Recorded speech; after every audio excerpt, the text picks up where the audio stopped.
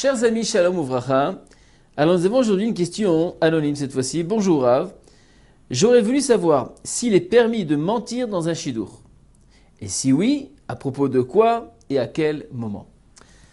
Alors c'est sûr qu'il est interdit de mentir dans un shidour. On n'a pas le droit de mentir. Et toute la raison est de laquelle tout simplement parce que sinon ça fait un problème de mekar taout.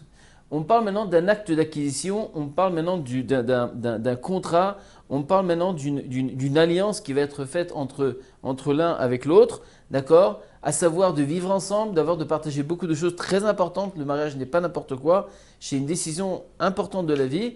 Et donc on ne peut pas mentir, on ne peut pas arriver sous la roupa et après la roupa, et après se dire mais si je savais, jamais je me serais marié, si j'avais su ceci, alors jamais je serais entré sous la roupa. Parce que au niveau de la halakha, on peut arriver à un problème de mekar taout. Donc c'est très très important de ne pas mentir. D'accord? Donc on n'a pas le droit de mentir.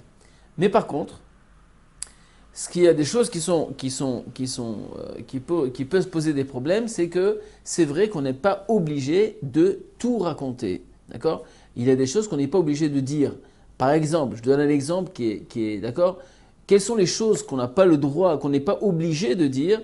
Ce sont les choses qui, en vérité, dépendent totalement, d'accord, de la perception, du regard, d'accord, du khatan ou alors de la kala. Je te donne un exemple.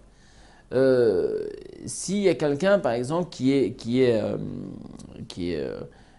très, je sais moi, qui est très très fort, ça, qui est vraiment très très très très gros, d'accord, ou alors qui est assez, qui est fort, d'accord, qui est fort. Bon, c'est pas très gros, mais très fort, d'accord. On va appeler ça comme ça. Et donc, la kalal demande, écoute, voilà, je voudrais savoir, est-ce que le khatan, est-ce qu'il est maigre? Est-ce qu'il est... Bah, écoute, il est pas maigre, il n'est pas très très gros. Bon, il est un peu fort. Mais sans plus, c'est pas la peine de le décrire et de lui apporter une faute, tout ça. Pourquoi? Parce que c'est très possible que la personne, quand elle va venir, donc c'est une chose que tu n'es pas en train de mentir. Quoi qu'il arrive, ça va être devant la personne. Et ce sera à elle de juger si ça lui convient, si elle lui convient cette personne ou pas. D'accord? Si on parle maintenant d'une fille, d'accord, qu'elle lui dit voilà, est-ce que cette fille est belle? D'accord? Est-ce qu'elle est très belle? Ou alors est-ce que c'est une fille qui est belle? Moi, je veux une fille qui soit extrêmement belle. Ok. Alors maintenant, si moi je vois que la fille en question, bon, elle n'est pas une fille qui est tellement déplaisante, mais bon, c'est pas ce qu'on espère, d'accord. Mais l'autre connaissez peut-être mon opinion personnelle. C'est possible que celui de ce qu'il appelle belle, ça n'a rien à voir avec ce que moi je trouve que c'est beau. Alors, c'est vrai qu'il y a des choses qui sortent de l'ordinaire, mais en général, la beauté dépend de beaucoup de choses. Ça dépend du charme de la personne, ça dépend du sourire de la personne, ça dépend énormément de choses.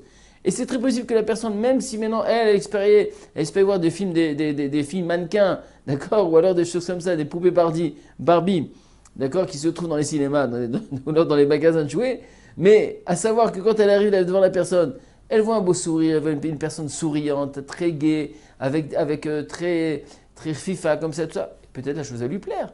Donc des fois, il vaut mieux ne pas trop dire ton opinion à toi personnelle qui pourrait fausser justement et enlever la possibilité que ce shidduch puisse exister. Maintenant, on va dire qu'il y a des choses, d'accord, qui ne dépendent pas de ça. C'est des choses que même si toi tu ne le racontes pas, même en lui quand il va voir cette personne, jamais il pourra deviner la chose. Alors ça dépend. Ça dépend de quoi on parle. Par exemple, je donne un exemple, si on parle d'une personne qui a fait teshuva, d'accord? Ça, c'est des choses qui sont très fréquentes dans les balais de teshuva. Quand on parle d'un garçon qui a fait teshuva, alors la fille, quand elle rentre dans ce shidour, elle doit comprendre que bon, c'est quelqu'un qui a fait teshuva, ça veut dire beaucoup de choses. Ça veut dire que ça dépend de l'âge qu'il a fait teshuva. S'il a fait teshuva à 13 ans, 14 ans, 15 ans, c'est pas comme qu'il a fait teshuva à 20 ans, ou 21 ans, ou 25 ans, ou même 30 ans. Si quelqu'un il a vécu pendant 30 ans et après il a décidé de faire teshuva, il n'y a pas de problème. Akadosh Baruch Hu, il accepte la teshuva, elle est très bonne, elle est acceptée, tout va bien, un kol beseder. Seulement, c'est possible que cette personne, elle a fait des choses qui étaient pas tellement cachères. Et donc toi, d'accord, qui n'ont pas très graves, c'est pas une chose qui peuvent avoir une répercussion dans leur vie après, mais ce sont des choses qui peuvent être, par exemple, avoir des relations avant le mariage, d'accord, en n'étant pas religieux, etc., et que la personne après devient de faire teshuva, et après elle devient, ok, je sais qu'elle a fait teshuva, c'est des choses qui étaient possibles, peut-être oui, peut-être que non, peut-être il n'y a pas eu de relation, mais peut-être oui, il y en a eu, je ne sais pas, mais je prends le risque.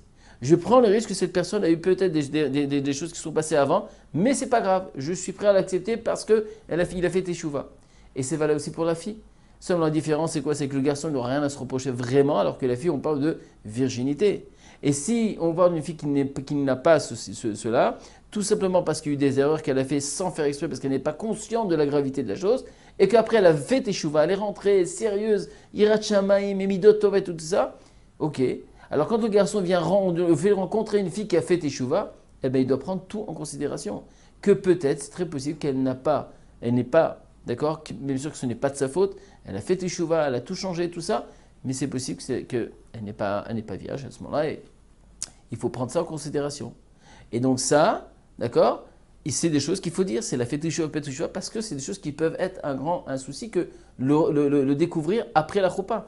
Et ça serait dommage pour le couple, d'accord, ça a créé des problèmes de shalom bayit après, etc. Maintenant, il y a des choses qui sont très très importantes à raconter. Par exemple, si je sais que j'ai des informations sur le khatan ou alors sur la kala, d'accord, ou alors que le khatan il est alcoolique, ou alors qu'il a bu pendant toute d'accord, il a fait des teshuva, mais on sait que il est devant une bouteille, ça peut faire du balagan. Ça, c'est des choses que s'il n'y a pas eu, c'est-à-dire il n'y a pas eu un bon guérissement, c'est-à-dire qu'il n'a pas passé il ne s'est pas guéri de cette histoire-là, c'est des choses qui peuvent revenir. D'accord. Si on parle d'une personne qui a chas de shalom et elle a fumé des choses qui sont interdites, d'accord, qui sont trop graves, hein, on se comprend, d'accord, qui a fait des choses de trucs, bon, ça c'est problématique. Des personnes qui ont abusé un peu plus, d'accord, moi je vous dis des choses, des histoires qu'on en a eues, où des gens se sont mariés, puis après il y a eu des problèmes de relations intimes, tout simplement parce que le garçon n'était pas clean. Il y a eu des choses qui sont passées dans son passé, pas seulement des choses normales, mais des choses aussi anormales. Et ils ont fait en sorte que quand il est arrivé sous la choupa, il y a eu des problèmes. Donc ce sont des détails très importants qu'on n'a pas le droit de mentir. On est obligé de dire ces choses-là pour que la personne sache sur quoi il rentre. D'accord? Ça ne veut pas dire que cette personne, elle a fait teshuva, qu'elle ne peut pas réussir sa vie. Il n'y a aucun problème. Mais il faut savoir quelles sont les personnes qui sont en face.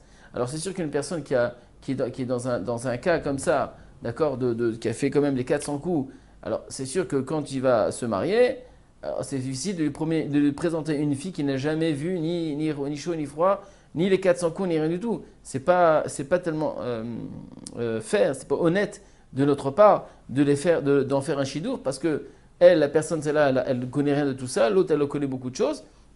Encore une fois, ça ne veut pas dire qu'il n'a pas fait tchouva, qu'il n'est pas accepté, mais il faut se mettre à la place de chacun. Maintenant, si la fille, elle sait l'emplacement et elle est prête avec tout ça, rentrer dans cette histoire, et elle est prête à donner toute son âme, en sachant que c'est quelqu'un qui a vraiment fait un 360 degrés dans sa vie, d'accord, 180 degrés, il a fait tout le tour, alors ok, il n'a rien à mettre. Ça c'est chacun de son... Mais nous sommes obligés de pour qu'il n'y ait pas de mécartaouk, pour qu'il n'y ait pas de choses qu'après, les détails que si j'avais su, jamais je serais rentré sous la choupa. Ça pose un problème, et après ça vous divorce, et ça fait un échec du mariage. Donc j'espère, Bezrat Hashem, qu'avec tout ce qu'on a étudié ensemble sur le shidour, va vous donner les possibilités, Bezrat Hashem, pour bien choisir votre shidour et arriver sous la choupa. À la prochaine fois.